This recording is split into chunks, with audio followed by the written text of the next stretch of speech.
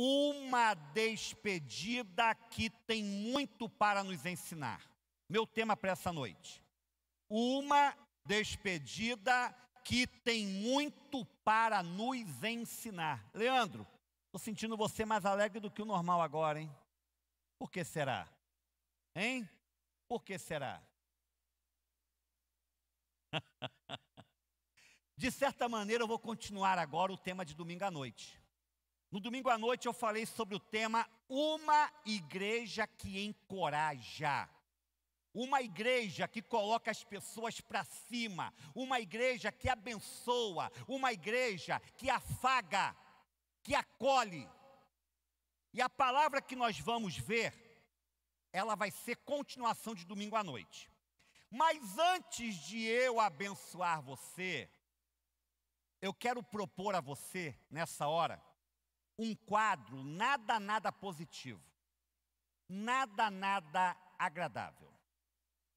Quem já leu o livro de Gênesis todinho? Levanta a mão aí. Você sabe que lá no finalzinho, nós temos a bênção de Jacó, certo? Para os seus 12 filhos. Só que a bênção que Jacó dá, ele não a dá de modo ativo, de pé, firme, vigoroso, com saúde. Jacó dá aquela bênção no leito de morte, no leito de dores. E eu quero propor a você nessa hora, você que está em casa também, não se assuste, nem desligue o celular, nem a televisão, que você faça agora como Jacó. Que você se imagine, escute, se imagine no seu leito de morte. Pastor, pé de pato mangalou 3 vezes, está repreendido. Não, calma. Segura sua onda, tem coisa importante vindo aí. Eu quero que você pense que você está deitado agora em seu leito de dores, sabendo que a morte chegará em poucos minutos. Se Deus for gracioso com você, talvez você tenha algumas horas ainda por vir. E antes de seu último suspiro, a exemplo de Jacó, sua história está lá em Gênesis 48 e 49, você pode conferir depois. A exemplo de Jacó, você decide reunir seus familiares e amigos mais íntimos. Você tem algumas palavras para eles. Você é um crente em Jesus. Você crê no futuro que lhe está reservado, na sua vida com Deus que lhe está guardada, e que nada nem ninguém pode tirar de você esta vida. Você está consciente dessa realidade espiritual. Mas eu quero que você pense agora que seus familiares e pessoas mais próximas estão rodeadas em você ali, à sua volta, e você quer, antes da sua partida decisiva, antes da sua partida final, você quer dizer algumas coisas de incentivo, de encorajamento para essas pessoas a quem você tanto ama e por quem também você se sente tanto amado. Pense comigo. O que você, Marilza? O que você, Neuza?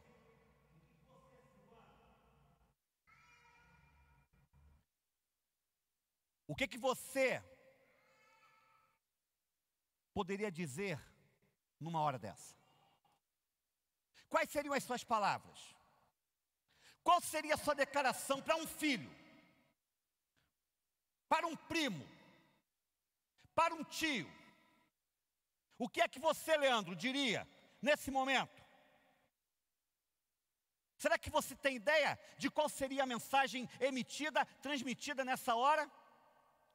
Você teria autoridade moral, conteúdo espiritual para fornecer que tipo de consolo e orientação àqueles familiares e amigos que você não veria nunca mais? Que você sabe que não estariam com você mais a partir da sua morte? De certa forma, se liga aqui em mim, você que está em casa, foi esse o quadro vivenciado por Paulo em Atos capítulo 20. Depois de ter passado 3 anos em Éfeso, Paulo nunca ficara tanto tempo numa igreja como missionário, como ficou em Éfeso, implantando a igreja, sedimentando a igreja, 3 anos. Depois desse longo período em Éfeso, Paulo estava já com seus dias contados. Ele já sabia que em pouco tempo o Senhor lhe pediria sua alma. E ele então é avisado pelo Espírito Santo por meio de vários profetas e revelações especiais que ele seria preso por causa do Evangelho e morreria por causa desse Evangelho. Ele sabia então que não veria mais aquela igreja que lhe era uma igreja amada do coração, a igreja de Éfeso. Ele não estaria mais com aquele povo que ele conquistou para Jesus, com aqueles líderes que ele discipulara e ensinara na palavra. Ele então decide estar com eles no momento derradeiro, a fim de deixá-los com uma palavra de incentivo, com uma palavra de encorajamento. Vamos ver isso aí? Atos capítulo 20, do 13 ao 17. Não sei se vai dar para sair, estamos com problemas no telão. Atos capítulo 20, no retorno, né? Atos capítulo 20, do 13 ao 17, quero que você abra sua Bíblia para você poder acompanhar melhor. Atos capítulo 20, do 13 ao 17. Estou continuando de onde parei no último domingo, tá legal? Não vai dar para ler não, que o telão está com problemas hoje. Vamos lá então, diz assim, ó. Quanto a nós, fomos até o navio e embarcamos para Assôs, onde iríamos receber Paulo a bordo. Quem está falando aqui é Lucas, o evangelista, que escreveu o Evangelho de Lucas e também escreveu o livro de Atos. Assim, ele tinha determinado, tendo preferido ir a pé. Quando nos encontrou em Assôs, nós o recebemos a bordo e prosseguimos até Mitilene. No dia seguinte, navegamos dali e chegamos defronte de Quio. No outro dia, atravessamos para Samos e um dia depois chegamos a Mileto. Paulo tinha decidido não aportar em Éfeso, para não se demorar na província da Ásia, pois estava com pressa de chegar a Jerusalém, se possível antes do dia de Pentecoste. De Mileto, Paulo mandou chamar os presbíteros da igreja de Éfeso. Então escute bem, Paulo faz uma série de pequenas viagens, ilha após ilha, até chegar a Mileto. E ele tinha um recado especial para a liderança da igreja de Éfeso. Repito, uma igreja que ele amava por demais. E ele decide não parar em Éfeso, mas pede que os líderes da igreja vão até o seu encontro no navio que estava levando Paulo para Jerusalém. Só um detalhe, na sua versão está escrito aí presbítero. Vão aparecer 2 outros termos na continuação do capítulo 20 de Atos: ancião e pastor. Bispo também. Escuta o que eu vou te falar. Você que está caminhando agora, que está chegando agora. Os 4 termos são sinônimos para a mesma palavra. Bispo é a mesma coisa que ancião, que é a mesma coisa que presbítero, que é a mesma coisa que pastor. Os 4 termos são apenas 4 nomes diferentes para indicar a mesma pessoa, aquele que tem uma função de liderança pastoral na igreja. Aquele que é líder, aquele que lidera um grupo, aquele que auxilia no desenvolvimento do corpo. Então, pastor, bispo, presbítero e ancião é a mesma coisa, tá legal? Algumas igrejas dão a entender que bispo é maior.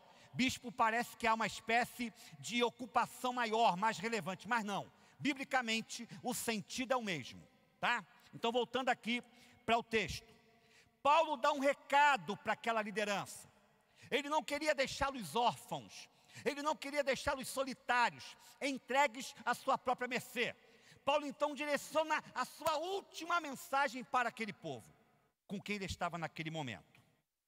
E aí então, eu lhe pergunto, vamos pensar no que Paulo disse em sua despedida, nos pontos principais, e vamos ver se nós teríamos condições de falarmos o que Paulo falou.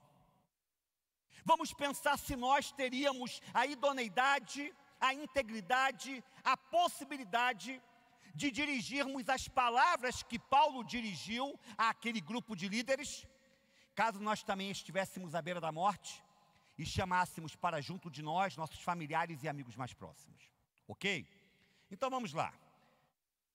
Vou fazer 6 perguntas para vocês, tá? Não se assuste não. 6 perguntas bem diretas e bem objetivas. A primeira é a seguinte: será que nós poderíamos dizer, antes de darmos o último suspiro, que a nossa vida foi um livro aberto? Será que poderíamos dizer, antes de darmos o último suspiro, que a nossa vida foi um livro aberto? Vamos voltar para a palavra, vamos lá? Atos 20, só o 18 e 19, olha o que diz. Quando chegaram os anciãos, Paulo lhes disse: vocês sabem como vivi todo o tempo em que estive com vocês, desde o primeiro dia em que cheguei à província da Ásia. Servi ao Senhor com toda a humildade e com lágrimas, sendo severamente provado pelas conspirações dos judeus. Olha o que Paulo está dizendo. Vocês sabem o que eu já passei. Vocês sabem muito bem o que eu já provei. Vocês sabem o que eu já experimentei. A minha vida sempre foi um livro aberto para vocês.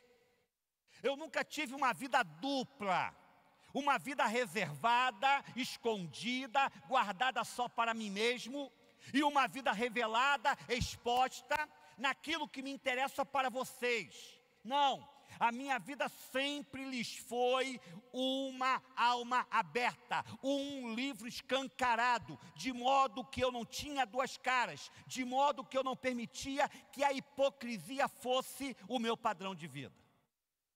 Muito importante isso. Nós temos que continuamente reavaliar, irmãos, a nossa caminhada com Deus.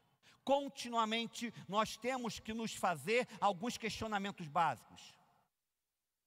O nosso celular, neste exato momento, o seu laptop, sua agenda, ela pode ser aberta por qualquer pessoa. Seu celular, as mídias sociais que estão ali presentes, podem ser acessados ou acessadas por qualquer tipo de pessoa, pelo esposo, esposa, pai, filho, irmão. A nossa vida é hoje um testemunho aberto de que de fato estamos andando em transformação diária. As pessoas podem nos olhar e testificar que de fato fomos aquilo que aparentamos. Então Paulo diz: vocês bem sabem como eu tenho vivido entre vocês, o tempo todo que estive com vocês. Paulo deu essa palavra antes de não poder mais ver aqueles líderes da igreja de Éfeso. Segunda pergunta: será que fomos porta-vozes de uma mensagem genuinamente bíblica? Será que anunciamos uma palavra permeada pela Bíblia? Você está o tempo todo conversando com alguém no trabalho, na faculdade, em casa. Você está o tempo todo em diálogo. Você está o tempo todo se relacionando com alguém. O conteúdo das suas conversas é de que teor? Vamos para Paulo, ou melhor, vamos para Atos. Atos 20 ainda, versos 20 e 21. Olha o que Paulo fala. Vocês sabem que não deixei de pregar-lhes nada que fosse proveitoso, mas ensinei-lhes tudo publicamente e de casa em casa. Testifiquei tanto a judeus como a gregos que eles precisam converter-se a Deus com arrependimento e fé em nosso Senhor Jesus. As palavras de Paulo não consistiam em vãs filosofias. Não eram conselhos extraídos de uma vida mundana, secularizada. Não, o que Paulo tinha para falar estava pautado nas Escrituras Sagradas. Olha mais adiante, avança comigo aí, Atos capítulo 20, do 25 ao 27, olha o que ele fala ainda, ó. Agora sei que nenhum de vocês, entre os quais passei pregando o reino, verá novamente a minha face. Portanto, eu lhes declaro hoje que estou inocente do sangue de todos, pois não deixei de proclamar-lhes toda a vontade de Deus. Isso é lindo. Em algumas versões temos todo o conselho de Deus. Será que nós estamos de fato hoje anunciando a vontade de Deus, a palavra de Deus, o conselho de Deus por meio de nossos lábios? No nosso dia a dia, nas nossas relações interpessoais, as pessoas conseguem sentir que estamos dominados, recheados da palavra? É para a gente pensar. Terceira pergunta. Nos últimos instantes de vida, será que poderíamos afirmar que nós de fato vivemos em prol do Evangelho? Nos momentos derradeiros da nossa existência, caso estivéssemos rodeados pelas pessoas queridas e amadas, poderíamos afirmar com convicção que nós vivemos em prol do Evangelho? Para mim, o texto mais bonito do Novo Testamento, para mim, o verso mais importante do Novo Testamento para mim, Atos 20, 24. Só que nós vamos ler do 22 até o 24, vamos lá? Do 22 ao 24. Agora, compelido pelo Espírito, estou indo para Jerusalém, sem saber o que me acontecerá ali. Olha o que Paulo está dizendo. Eu posso morrer, mas eu não vou voltar atrás, sabe por quê? Porque é o Espírito que está me mandando ir. É o Evangelho do Senhor Jesus que está me impulsionando. E se é o Evangelho que está me impulsionando, eu não tenho como negar a vontade de Deus. Eu tenho que vivenciá-la, eu tenho que praticá-la, eu tenho que vivê-la. Aí ele continua, ó.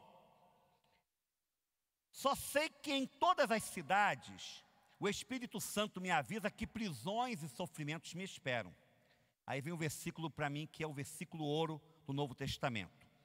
Todavia não me importo, nem considero a minha vida de valor algum para mim mesmo, se tão somente puder terminar a corrida e completar o ministério que o Senhor Jesus me confiou de testemunhar do Evangelho da graça de Deus.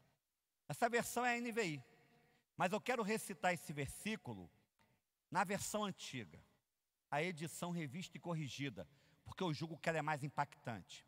Paulo disse assim: mas em nada tenho a minha vida como preciosa para mim, contanto que cumpra com alegria a minha carreira e o ministério que recebi do Senhor Jesus para dar testemunho do Evangelho da graça de Deus. O que realmente importa para você nesse mundo, filho, filha? É o carro que você dirige? É a roupa de grife que você veste? É a sua posição de emprego bem-sucedida? É o seu nome? O que realmente importa para você nesse mundo? Para um crente em Jesus, para uma crente em Jesus, o que realmente deveria importar para mim, para você nesse mundo, seria a nossa vida em relação ao Evangelho. Até que ponto estamos de fato imbuídos da missão que o Senhor nos deu, de viver esse Evangelho na prática, de sermos testemunhas de Jesus, de encarnarmos em nós mesmos a boa e maravilhosa mensagem de Cristo. Mas não é isso que nós vemos na prática hoje da igreja.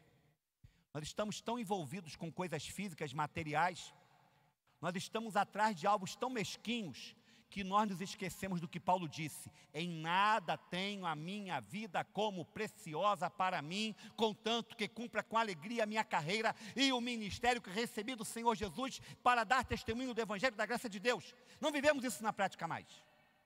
Está distante, está longe. É uma realidade utópica, surreal para nós. Volto para o texto. Quarta pergunta.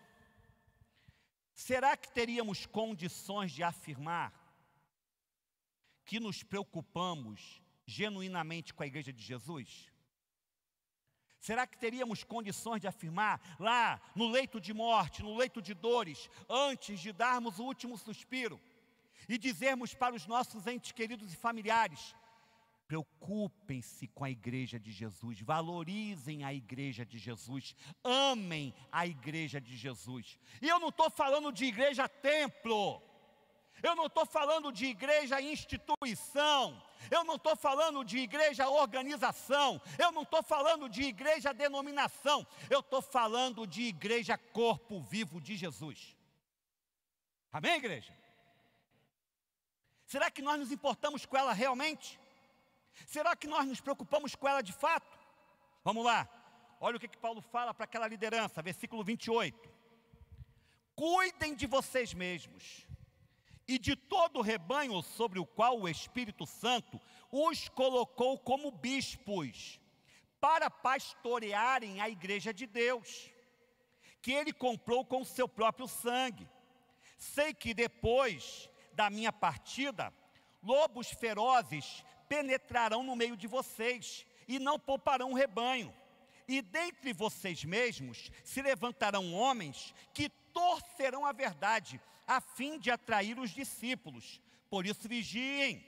Lembrem-se de que durante 3 anos jamais cessei de advertir cada um de vocês disso, noite e dia com lágrimas. Agora eu os entrego a Deus e a palavra da sua graça, que pode edificá-los e dar-lhes herança entre todos os que são santificados.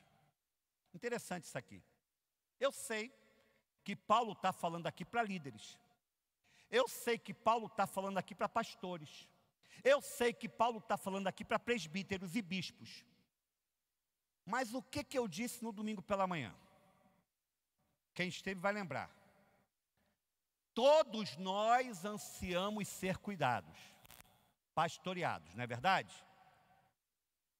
Mas nós precisamos aprender que, de certa maneira, cada crente é um pastor em potencial. Porque a palavra nos exorta, nos ensina a levarmos as cargas uns dos outros. A palavra me ensina, como nós lemos lá em Mateus capítulo 18, que se o meu irmão pecar, eu devo ir até ele e ajudá-lo, levantá-lo, chamar-lhe a atenção em amor. Então há um dom pastoral para cada membro do corpo de Cristo. Há uma atribuição de cuidado para cada pessoa que faz parte da igreja de Jesus. Então você tem também compromisso com o seu próximo. E a questão que Paulo coloca aqui é a seguinte: eu vou embora, eu vou partir, vocês não vão estar mais comigo, mas vocês vão continuar cumprindo a minha palavra que eu lhes preguei. Vocês vão continuar atentando para os perigos que existem contra a igreja. Vocês vão continuar zelando pela saúde do corpo. Vocês vão se importar com a integridade da igreja, moral e espiritual. Isso é muito importante, irmãos. Eu disse uma coisa muito séria para vocês no meio da pandemia, que essa pandemia seria reveladora. De certa maneira, ela separaria bodes de ovelhas. Entenda o que eu estou dizendo, para que eu não saia daqui e você me compreenda mal, nem você que está em casa. Há muitas pessoas que estão sim temerosas de virem à igreja por questões de risco, e isso tem que ser respeitado. Ninguém pode violar a vontade de ninguém, ninguém pode forçar nada para ninguém. E nós sabemos de muitos irmãos que estão em casa, mas não perdem o culto. Estão cultuando, dizimando, contribuindo, entendendo que ainda não chegou o seu momento de participar. Mas há muitos que já estão nas mais diversas aglomerações, festinhas variadas, encontros de família. Mas na igreja não vem, perderam o hábito, o costume. Passaram a entender a igreja como irrelevante. Perderam o gosto pela comunhão com os santos, com os irmãos. Alguns sequer não contribuem há meses. Perderam um senso de compromisso e responsabilidade. Não se importam mais com aqueles que estão necessitados no seu próprio corpo. Ou seja, eles não compreendem a igreja como importante, não valorizam a sua igreja e, por conseguinte, por tabela, a igreja de Jesus. Eu estava conversando hoje com o irmão e ele disse o seguinte: pastor Júlio, mexa comigo, mexa com a minha família, mas não mexa com a minha igreja. Porque se mexer com a minha igreja, vai ter problema. Arrumou briga. Porque eu sei que a minha igreja não é perfeita. Eu sei que a minha igreja não é ideal. Eu sei que a minha igreja, ela tem falhas, mas é a minha congregação, é o meu povo, e eu valorizo o povo do qual faço parte. Importante isso. Esse sentimento de cuidado, de zelo, de carinho para com a sua congregação tem sido um sentimento perdido por parte do povo de Deus. Nós temos que atentar para isso. Quinta pergunta. Estou caminhando para o final, hein? Podemos dizer que não tivemos um coração dominado por alvos materiais? Naquele momento derradeiro de luta, de angústia, de morte, se estivermos reunidos pelos nossos familiares e amigos amados, e tivermos que dar-lhes algum recado, poderíamos orientá-los nesse sentido? Não se apeguem aos bens materiais. Olha o que Paulo fala, vamos lá? Verso 33 e 34 de Atos 20. Ele diz assim, não cobicei a prata, nem o ouro, nem as roupas de ninguém. Irmãos, que diferença do ministério pastoral atual. Hoje, quando você fala em pastor, eu estava pregando sobre isso tem uns 15 dias, qual é o termo que vem à mente? Ladrão. Aquele que faz extorsão dos fiéis. Quantas vezes já fui abrir crédito numa loja e estava tudo correndo às mil maravilhas, na hora H vem aquela perguntinha, ocupação, aí a gente chega a engasgar, né? Engasga, parece que está descendo um coco goela abaixo. Não pode mentir, crente não pode mentir. Pastor, a pessoa olha para minha cara, aí você percebe que ela já muda o semblante, a forma de agir, aí dá um telefonema, daqui a pouco diz, senhor, não foi dessa vez ainda que seu crédito foi aceito. Isso é sério, irmãos. Isso é muito sério. Porque, infelizmente, as pessoas têm brincado com o nome da liderança evangélica. E Paulo está dizendo aqui o seguinte, eu nunca cobicei o dinheiro de vocês, o que vocês tinham. Vocês mesmos sabem que estas minhas mãos supriram minhas necessidades e as de meus companheiros. Paulo era fazedor de tendas, já falamos sobre isso aqui. Ora dependia da igreja, ora ele tinha seu próprio sustento mediante seu próprio trabalho. Mas voltando para a nossa realidade eclesiástica, para você, a exemplo de Paulo, você pode dizer que você não teve um coração dominado pelos bens materiais, pelos alvos físicos, econômicos, financeiros? Porque a coisa é complicada, irmãos. A coisa é complicada, há muito egoísmo no nosso meio. Falta muita solidariedade, sentimento de amor ao outro. Olhar além do seu próprio umbigo, colocar a cabeça para fora da janela do templo e perceber que há necessidades variadas e que o que nós temos não é nosso, foi Deus que nos deu para administrarmos. Nada que você possua, essa máscara aí vagabunda que você está usando, foi Deus que te deu. Esse sapato que você está calçando, foi Deus que te deu. O carro que o trouxe até aqui, foi Deus que te deu. A casa que Ele vai acolher, foi Deus que te deu. Tudo que você tem é obra do Senhor na sua vida. E você tem que ser grato por isso. Isso não pode dominar o seu coração. Você não é o que você tem. Você não é o que você tem. Você vive para ser e não para ter. Pelo menos deveria ser assim. O ter é consequência da nossa caminhada com Deus, do nosso trabalho, da nossa luta, de nossa visão.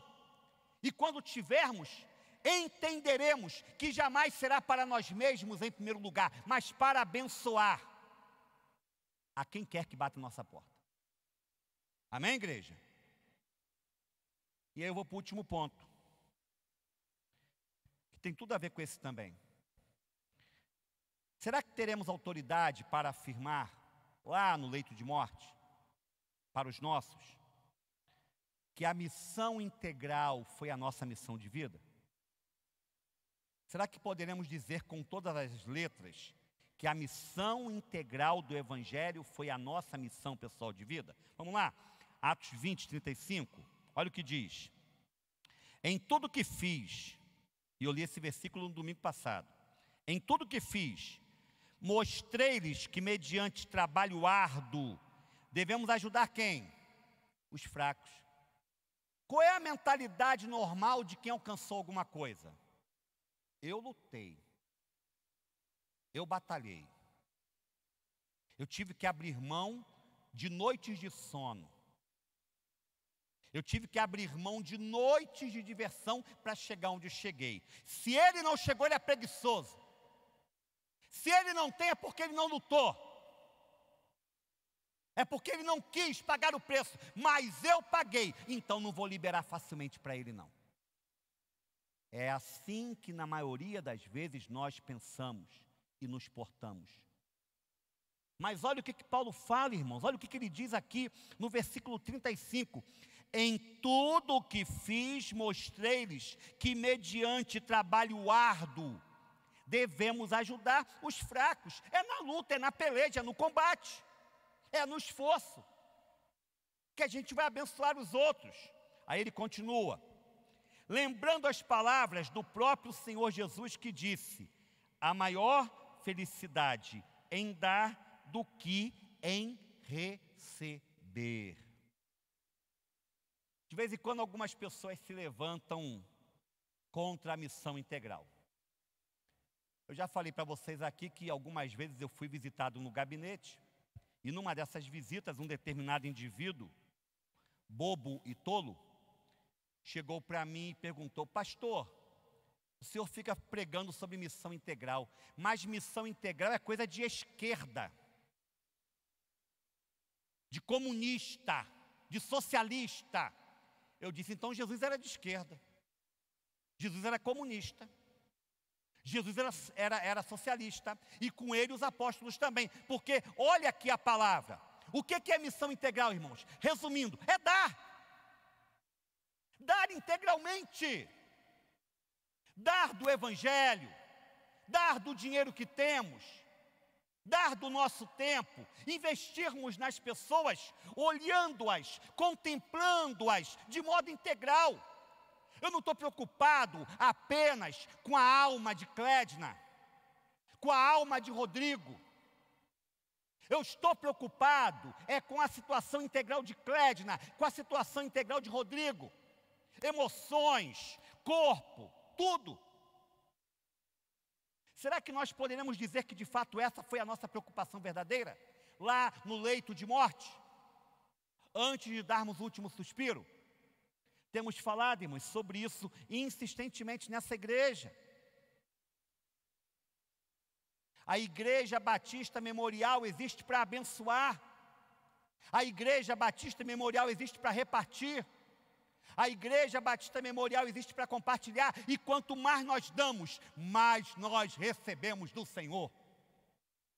Isso é um princípio bíblico. Você nunca vai conseguir dar mais do que Deus dá para você. E você abençoa, e você ajuda, e você auxilia, sem ninguém saber, sem ficar ali, tocando trombeta. E as coisas vão acontecendo de modo miraculoso com você.